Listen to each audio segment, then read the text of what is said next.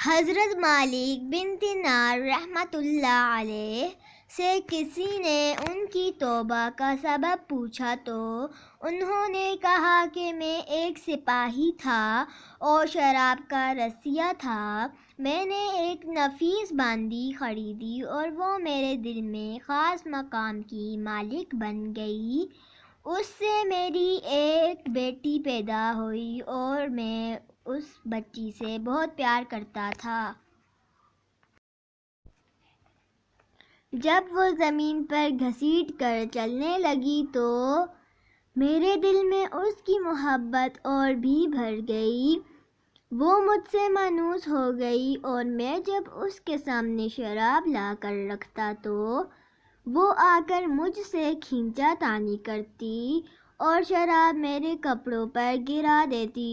جب وہ 2 سال کی ہوگی تو وہ مر گئی۔ میرے دل کو اس کے غم نے بیمار کر دیا۔ 15 رمضان کو جمعے کی رات میں شراب کے نشے میں مدہوش تھا اور میں نے عشاء کی نماز بھی نہیں پڑھی۔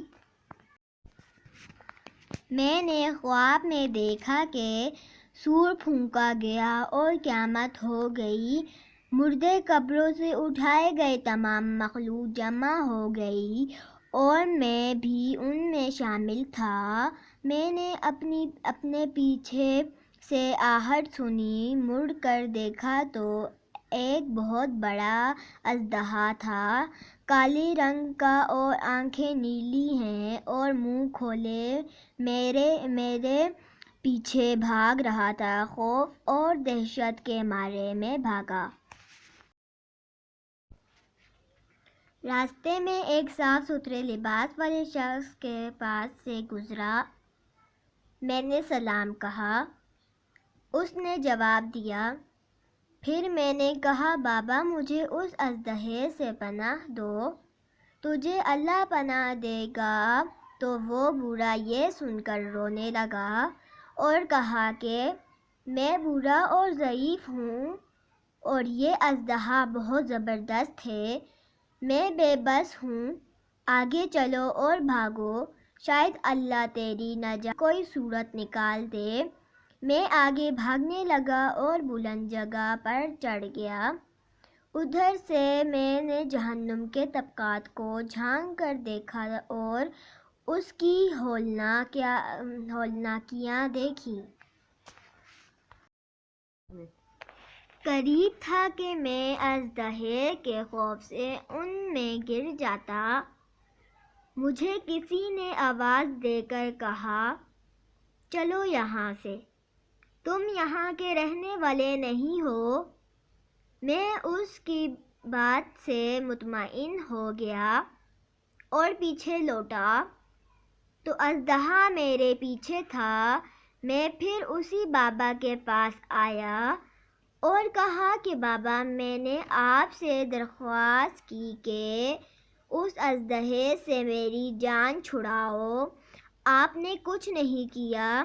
وہ بوڑھا پھر رونے لگا اور کہا کہ میں ناتواں ہوں، البتہ تم اس پہاڑ کے پاس جاؤ جہاں مسلمانوں کی امانتیں ہیں۔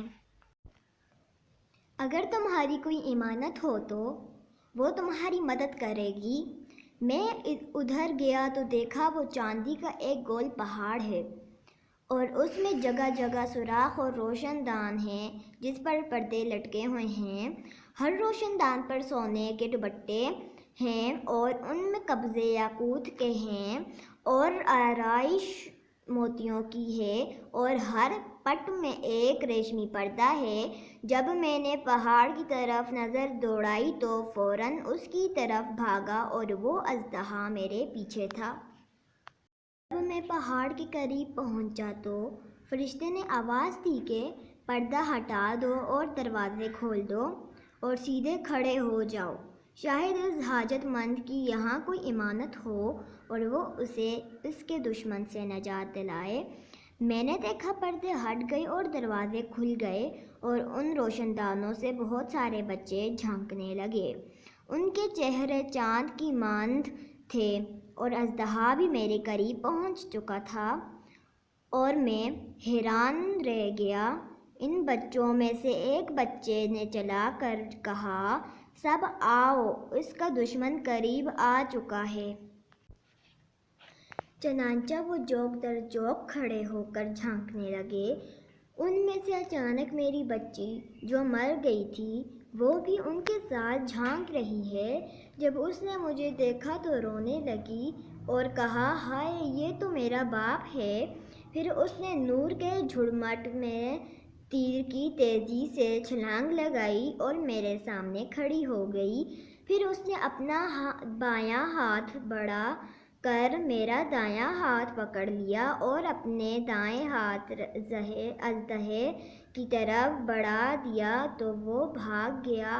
پھر اس نے مجھے بٹھا دیا اور وہ میری گود میں بیٹھ گئی اور اپنے دائیں ہاتھ سے میری داڑھی پکڑ کر کہا، اے ابا جان، کیا مومنوں کے لیے وہ وقت نہیں آیا کہ ان کے دل اللہ کے ذکر کے لیے جھک جائیں؟ سورۃ حدید آیت نمبر 16۔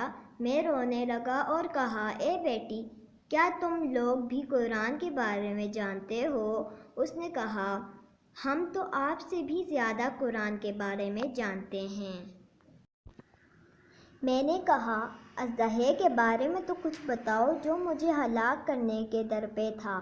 اس نے کہا، وہ تیرا برا عمل ہے جس کو تم نے طاقتور بنا دیا اور وہ تجھے جہنم کی آگ میں ڈبونا چاہتا ہے۔ میں نے کہا، اس بوڑھے کے بارے میں تو بتاؤ جو مجھے راستے میں ملا تھا۔ اس نے کہا، وہ تیرا نیک عمل ہے جسے تم نے اتنا کمزور کر دیا ہے کہ اب وہ برے عمل کا مقابلہ نہیں کر سکتا۔ میں نے کہا کہ بیٹی، تم اس پہاڑی میں کیا کرتی ہو؟ اس نے کہا، ہم سب مسلمانوں کے بچے ہیں اور قیامت تک یہاں رہیں گے، تمہارے انتظار میں ہیں۔ جب تم یہاں آؤ گے تو ہم تمہاری سفارش کریں گے۔ مالک بن دینار فرماتے ہیں کہ میں گھبرا کر اٹھا اور صبح کو میں نے شراب چھوڑ دی اور اس کے سارے برتن توڑ ڈالے اور اللہ سے توبہ کی۔ یہ میری توبہ کا سبب ہے۔ تو دوستو، معلوم ہوا، اولاد اگر بچپن میں فوت ہو جائے تو اللہ سے مایوس نہیں ہونا چاہیے، بلکہ اللہ کی مرضی پر راضی ہونا چاہیے، کیونکہ یہی نابالغ اولاد آخرت میں کام آنے والی ہے، جیسا کہ اس واقعے سے ہمیں سبق ملتا ہے۔